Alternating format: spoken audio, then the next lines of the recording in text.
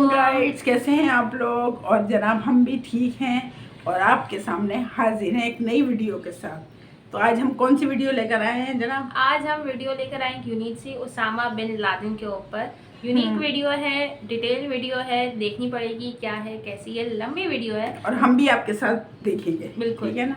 तो रिएक्शन देने का टाइम है, चलिए देखते हैं क्योंकि लंबी वीडियो है, बिना टाइम वेस्ट किए let's go. The United States has conducted an operation that killed Osama bin Laden, the leader of Al-Qaeda. 2 मई 2011 ओसामा बिन लादेन को उसके घर में घुस के मारने के बाद यूएस नेवी सील ने उसके बॉडी को अगले 12 घंटों के अंदर अरेबियन सी के नॉर्दर्न हिस्से में बहा दिया था। 54 बच्चों के खानदान में से 17वें नंबर का बच्चा ओसामा बिन लादेन असल में सऊदी अरेबिया का एक अरबपति धार्मिक बाप का बेटा था। इसके बावजूद यूएसए ने उसकी बॉडी किसी के हाथ न आने दी और हजारों फीट समुद्र के नीचे इंसानों से कोसों दूर जाकर दफना दिया।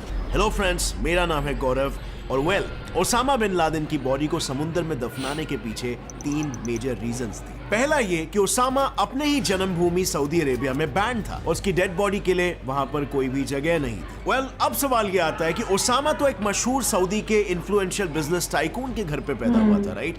तो आखिर उसे बैन क्यों कर दिया गया? ओसामा की फैमिली इतनी अमीर थी कि जब सऊदी किंग की ट्रेजरी खाली होने लगी तब बिन लादेन की फैमिली ने लिटरली कई सारे गवर्नमेंट ऑफिसर्स को अपनी खुद के जेब से 6 महीने की सैलरी पे की। अब अमीरी नहीं, ये फैमिली बहुत ही रिलीजियस भी थी, इंक्लूडिंग ओसामा हिमसेल्फ। हर साल सऊदी में जब दुनिया भर के मुस्लिम्स हज करने के लिए आते तो ओसामा के फादर बड़े बड़े इस्लामिक स्कॉलर्स को पर्सनली होस्ट भी किया करते।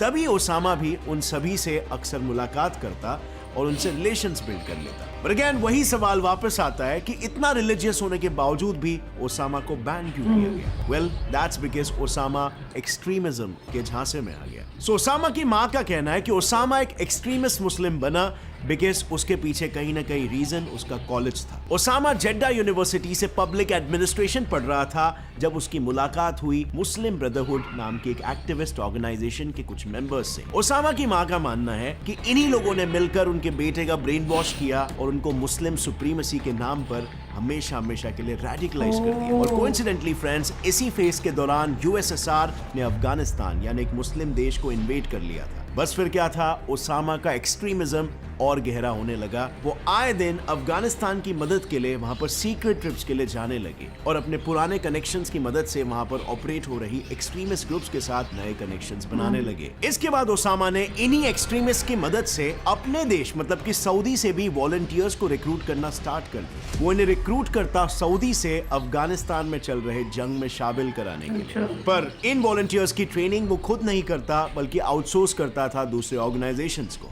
तो ओसामा ने नेक्स्ट फोकस किया फंड्स को कलेक्ट करने में, जो अगेन उसके लिए काफी इजी था कंसिडरिंग हिज फैमिली स्टेटस। और देखते ही देखते 1984 में पेशावर में उसने अपना एक बेस भी खड़ा कर लिया जहां वो डायरेक्टली वॉलंटियर्स की ट्रेनिंग को कंडक्ट करना शुरू कर दिया। सभी वॉलंटियर्स का यहां से एक डेटाबेस भी तैयार होना शुरू हो गया। बेसिकली पूरा का पूरा एक प्रॉपर सिस्टम, एक प्रॉपर ऑर्गेनाइजेशन की तरह ये काम करने लगे और इस तरह शुरुआत हो गई अल-कायदा। और इसी दौरान मिडिल ईस्ट में इराक के नए लीडर सद्दाम हुसैन ने गल्फ के कुछ ऑयल रिच नेशंस में अपने एक्सपेंशन को शुरू कर दिया। इनफैक्ट कुवैत के बाद सद्दाम के निशाने पर था सऊदी अरेबिया। और अब ऐसे में अरेबिया को और स्पेसिफिकली मक्का मदीना को बचाने के लिए ओसामा ने सऊदी किंग को एक लेटर लिखा और अपने वॉलंटियर्स को इराक के खिलाफ जंग में उतारने की परमिशन मांगी। ओसामा अपने आदमियों को मोबिलाइज कर ही रहा था कि अचानक से खबर आई कि सऊदी ने अमेरिकन को मदद के लिए बुला लिया है। अब यहां से ही शुरू होगा ओसामा वर्सेस अमेरिका। पर एक मिनट, थोड़ा सा रिवाइंड करते हैं ओसामा की लाइफ में। क्या आखिर ओसामा का सफर कैसा था? एक सुपर इंटेलिजेंट इंजीनियर से वो टेररिस्ट कैसे बना? फ्रेंड्स, ओसामा बिन लादेन की कहानी भी अपने आप में काफी दिलचस्प है। मुझे खुद इसके बारे में काफी सारी चीजें नहीं पता थी, लेकिन जब मैं इसके बारे में डिटेल में रिसर्च कर रहा था तो मुझे 9/11 टुक ओसामा बिन लादेन्स लाइफ इस ऑडियो बुक के बारे में मालूम पड़ा। जैसे कि हम बात कर रहे थे, ओसामा को अमेरिकन की हेल्प बिल्कुल भी मंजूर नहीं थी क्योंकि वो ये चाहता था कि सऊदी में किसी भी तरह का वेस्टर्न इन्फ्लुएंस नहीं आए और अपने देश में सिर्फ और सिर्फ प्योर इस्लामिक प्रिंसिपल्स की ही नींव बसी रहे। और इसीलिए अब ओसामा के रडार पर आ गया यूएसए। उसने अपने कनेक्शंस का इस्तेमाल किया और एक फतवा जारी कर दिया जिसमें लिखा था कि सभी को अफगानिस्तान जाकर ट्रेनिंग हासिल करनी चाहिए क्योंकि अपने दुश्मनों से लड़ना मुसलमानों के लिए एक रिलीजियस ड्यूटी है।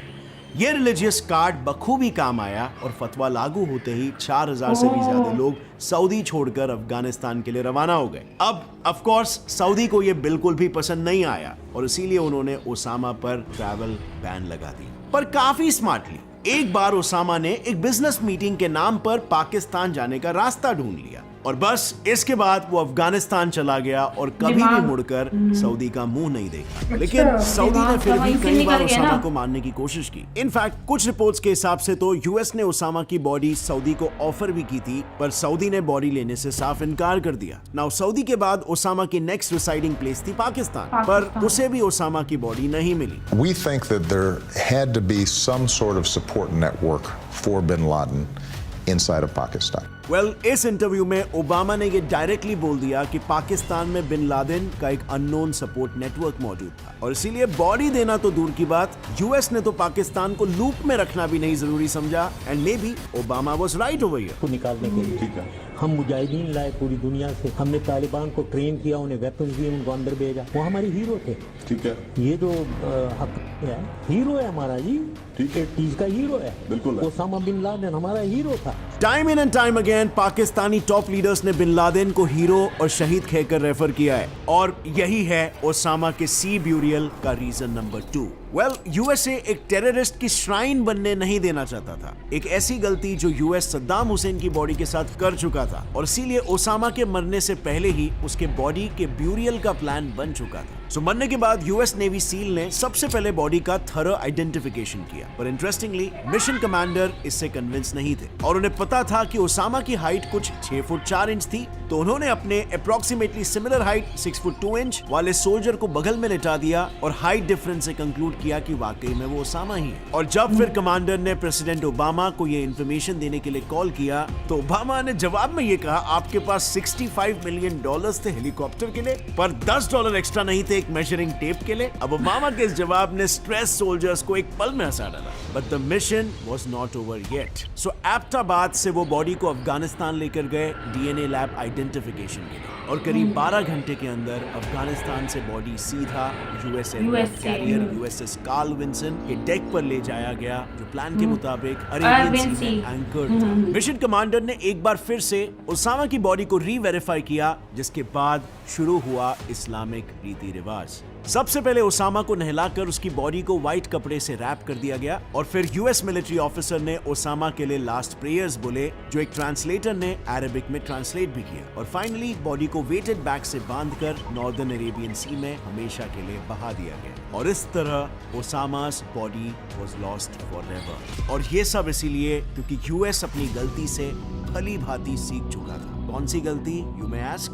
Well, listen carefully. 9/11 अटैक्स के बाद जब यूएस गवर्नमेंट ने इराक के प्रेसिडेंट सद्दाम हुसैन पर टेररिस्ट को केमिकल्स और बायोलॉजिकल वेपन सप्लाई करने का आरोप लगाया, उस वक्त सद्दाम हुसैन इराक में लाखों कर्ड्स का जेनोसाइड करवा रहा था। सद्दाम हुसैन को रोकना बहुत ही इंपॉर्टेंट हो गया था और इसीलिए यूएस ने एक एयरक्राफ्ट अटैक को लॉन्च करके सद्दाम को कैप्चर कर लिया। इसके बाद इराक की नई गवर्नमेंट ने सद्दाम पर कोर्ट केस स्टार्ट कर दिया। फाइनली 2006 में उसे फांसी की सजा सुना दी गई, जिसके बाद यूएस खुद सद्दाम की हैंगिंग के लिए उसे इराक लेकर आया। अब इस्लामिक ट्रेडिशन को रिस्पेक्ट करते हुए यूएस ने सद्दाम की बॉडी उसके बर्थ प्लेस टिकरित में दे दी, जहां फाइनली उसे दफन कर दिया गया। पर इस टाइम पर टिकरित में 4 दिन का कर्फ्यू चल रहा था, लेकिन इसके बावजूद भी हजारों लोग सड़कों पर उतर आए, प्रो वायलेंस नारे लगाने लगे और हवा में फायर करने लगे, बेसिकली कॉलिंग फॉर रिवेंज। और उस दिन के बाद सद्दाम की कब्र एक्चुअली में इराकी एक्सट्रीमिस्ट के लिए एक पिलग्रिम सेंटर बन गई, जहां आज भी सद्दाम की एक्सट्रीमिस्ट लाइफ को सेलिब्रेट किया जाता है। और ऐसे में यूएस यही सेम चीज ओसामा के बॉडी के साथ भी नहीं होने देना चाहता था, वरना मरने के बाद भी वो टेररिज्म का सबसे मोटी सिंबल बन जाता। सो ओसामा का ब्यूरियल तो आउट ऑफ ऑप्शन था।